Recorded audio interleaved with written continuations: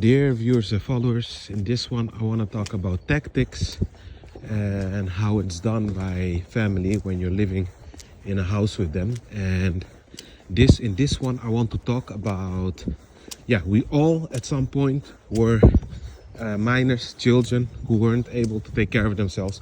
We all in some shape or form depended on someone. No one escapes that reality. It is what it is. You know, even the biggest athletes or Hollywood stars were at some point babies who need to be taken care of. So that being said, guys, I remember instinctively when living in my parents' house with other siblings. I remember, guys, now that I think back, just a second, you already know. Just a second.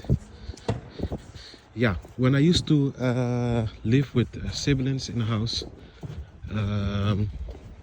I remember that I had two cousins who really, there was something about them that if they saw each other, it was an ego thing. And one was somewhat older, 7 years, and way stronger physically. And it always ended in the weaker one defending himself with his mouth, and the other one having a shorter fuse and beating him up. And I remember seeing that as a child, and that's not good for the child to see. And now that I'm an adult and I see them from time to time, all of a sudden now they patch things up in our bodies. So, but now I had to endure all the trauma as a kid, you know. So think about it. Now all of a sudden they're buddy, there's no issues. But when I was around, they almost killed each other in the house. But what does the program do? They were acting all along, because now you induce trauma to a child. You get the clue? And this is how they play the game, guys. And just a second.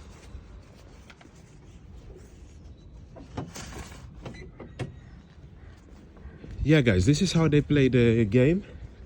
And I remember also when I was a little bit older, I think I was 17, not even 18. But anyway, 17 or 18, I was living there. And I know my matrix father had diabetes and high blood pressure.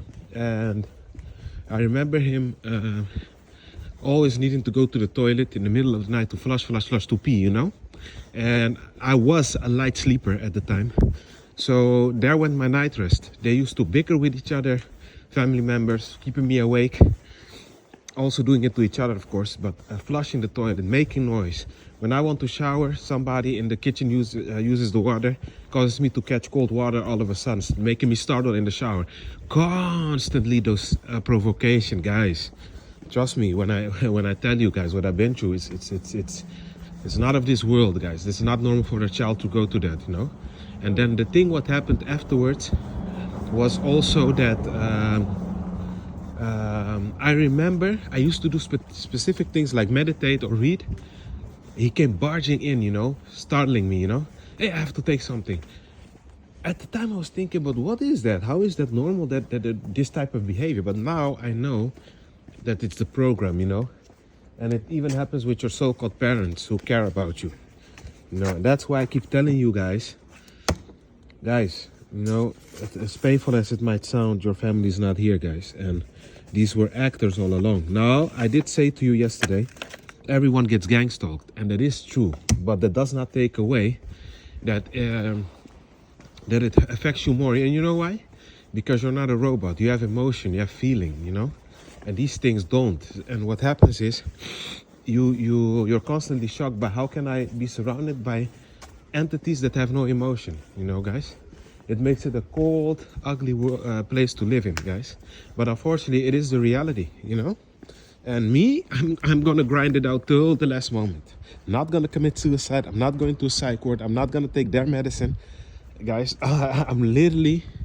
This program has to literally try to submit me. That's the only way to defeat me, because they're getting a hell of a fight out of me, day in, day out.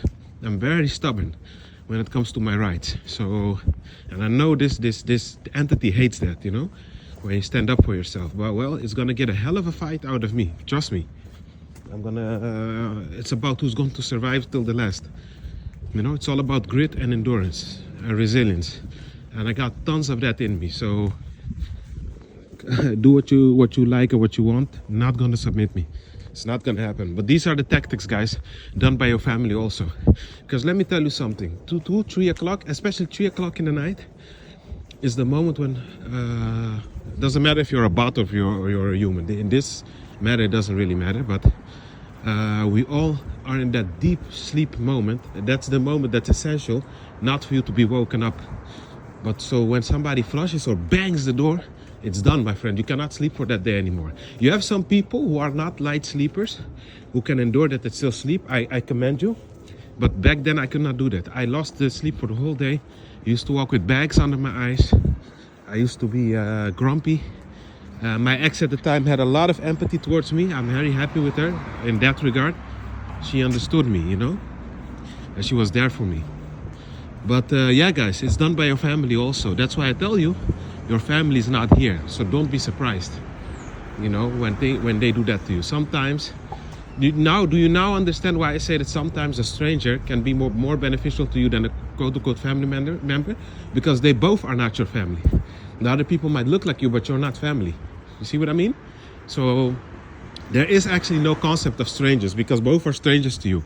If they don't have a soul and they're not talking this thing, they're both not your family. So that's why somebody that doesn't look like you can help you more than family, because in this realm, family does not exist.